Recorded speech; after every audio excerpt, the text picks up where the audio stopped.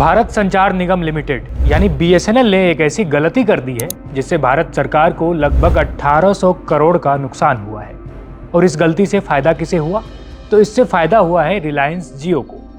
BSNL के साहबजादों ने ऐसी लापरवाही की कि मुकेश अंबानी की रिलायंस जियो को बिल भेजना ही भूल गए। और यह भूलने की गलती 1-2 साल की नहीं है, बल्कि 10 साल तक लगातार बिल भेजना भूलते रहे। आइए आपको इन नवाबजादों की करतूतों की पूरी कहानी बताते हैं। नमस्कार, मेरा नाम है जयदीप और आप देख रहे हैं India.com। बीएसएनएल की एक ऐसी लापरवाही सामने आई है जिसने भारत सरकार को हजारों करोड़ का नुकसान पहुंचाया है। बीएसएनएल देश के दूरसंचार क्षेत्र में एक बड़ा नाम रहा है, लेकिन इसके अधिकारी अब मुकेश अंबानी की रिलायंस जियो को 10 साल तक बिल भेजना ही भूल गए। कमाल की बात यह है कि बीएसएनएल की लापरवाही सिर्फ जियो तक सीमित नहीं रही। कंपनी ने जियो के अलावा कई अन्य टेलीकॉम इंफ्रास्ट्रक्चर प्रोवाइडर्स के साथ भी रेवेन्यू शेयरिंग के करार किए थे।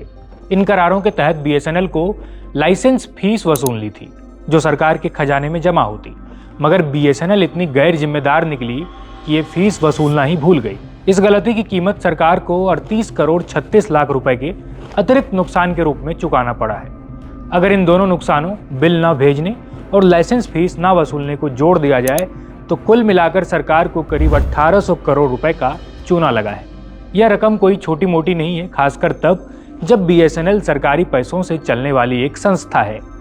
मई 2014 से मार्च 2024 तक का समय बीत गया, लेकिन बीएसएनएल ने जियो को अपने सामानों जैसे टावर, फाइबर नेटवर्क और अन्य सामानों के इस्तेमाल के लिए एक भी बिल नहीं भेजा।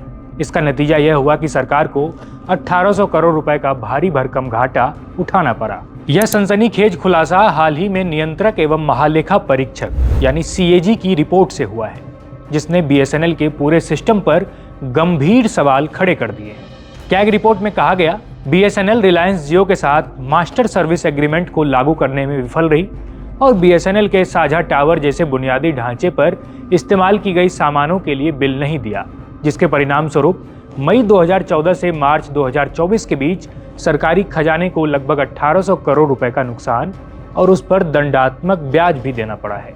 फिलहाल कैग के इस रिपोर्ट ने पूरे टेलीकॉम जगत में बीएसएनएल की थू-थू करा दी है।